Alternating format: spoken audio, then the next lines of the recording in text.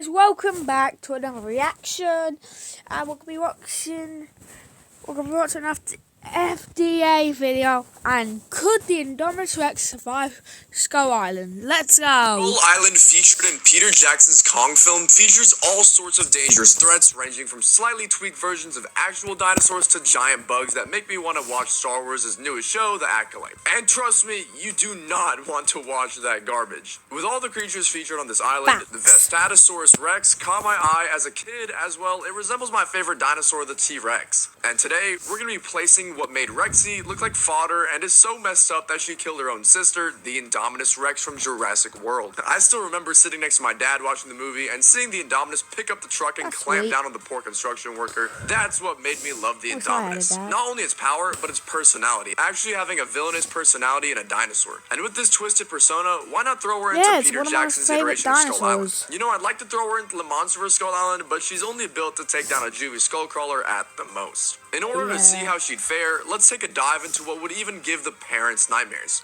This will give the parents nightmares.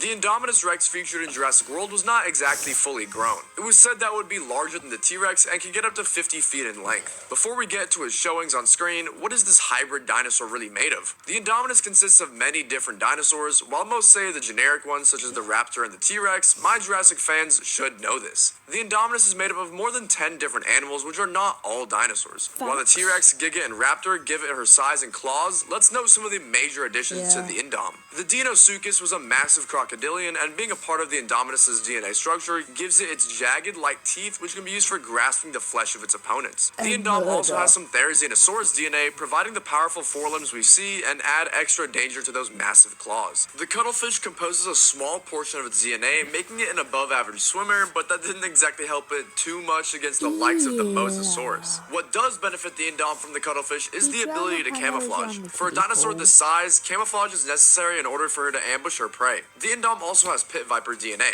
The pit viper grants heat-seeking infrared vision, so hiding from the Indominus is not going to be an option. These two are some of the most important additions to the Indominus, allowing the Indominus to ambush effectively despite its massive size. Now let's look at what the Indom showed. It demonstrated incredible intelligence, clawing at the walls of its enclosure to trick the humans into thinking it escaped while it masked its heat signature and waited for them to make a mistake. It was also able to remember where a tracker was implanted into her and claw it out. Not to mention realizing that the most effective way to take down the Ankylosaurus was to flip it onto its belly to reveal that soft belly as opposed to its armored hide. Its bite is far from weak, being able to crush the head of the Anky and break right through the bulletproof thick metal of the gyrosphere. Its claws are extremely deadly, leaving nasty slashes on Rexy and of course piercing right through the gyrosphere with ease. She's also quite durable, being completely immune to direct shotgun blasts to the face, enduring an Ankylosaurus club to the face, and multiple bullets from the M134 minigun. The Indominus is one tough opponent with incredible intelligence and quick to strategize, but how would she apply this to her transportation to Skull Island? Let's take the scenario that the Indominus was never taken down in Jurassic World. As a result, the military had to step in and tranquilize her repeatedly until she was finally down. And trust me, they do a lot better of a job than the mercenaries that were trying to hunt her. Not wanting to kill the creature but having nowhere else to put her, they thought of none other than Skull Island. Surely she wouldn't survive the threats that litter the island throughout. Skull Island features many different creatures. We're primarily going to be looking at obviously Kong, the Vastatosaurus Rexes, Photodons, Brontosaurus, Ferrocutus, and Pteranodon, as anything smaller than these creatures would be a waste of time and energy to hunt, or simply just not be a threat to her. The Indominus Rex, as shown in Jurassic World, loves to sit in the tree line. Her large size doesn't help her out too much, but here's where her infrared vision and camouflage plays in.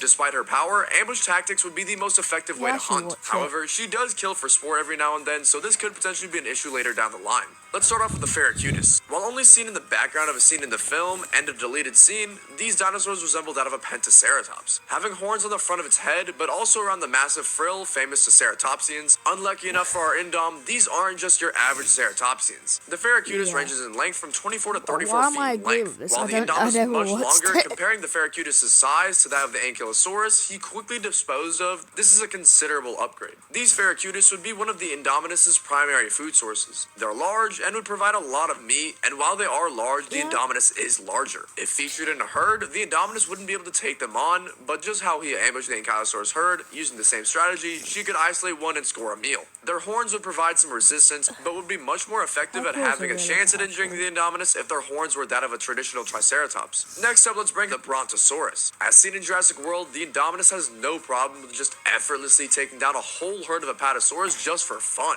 When comparing the sizes of both the Brontosaurus and Apatosaurus side by side, they're almost identical. The Brontosaurus coming in at around 75 feet weighing 20 tons, and the Apatosaurus coming in around 70 feet and 18 tons. Without a doubt, these would likely be the primary food source for the Indominus, as they'd be quite easy to take down for her, considering they aren't shown to fight back, and especially with the way he took down the Apatosauruses. However, she's gotta be careful if they stampede, as these things could quite easily crush her in a confined area. So the Indominus has a reliable food source, effective hunting strategy with ambush, and has plenty of foliage to camouflage and observe. So Skull Island seems like the perfect place for the Indominus to play around in, but of course, it's gonna have some competition. The Visatasaurus rexes, or V-Rex for short, can grow anywhere from 40 to 50 feet in length. They are basically spitting images of a T-Rex, but with an extra finger on its arms and protruding teeth. A single V-Rex wouldn't be too much of a challenge for the Indominus. She displayed quite clear domination over Rexy in their fight until Blue jumped in to My gosh, my sister She just displayed came in quite and clear annoyed domination me. over Rexy in their fight until Blue jumped in to just save her. another time. While you could say Rexy was old and past her prime, the Indominus still has a relative bite force, far longer arms and claws to make use of, and is larger than the Rex, at least when fully grown. However, the V-Rexes don't act alone.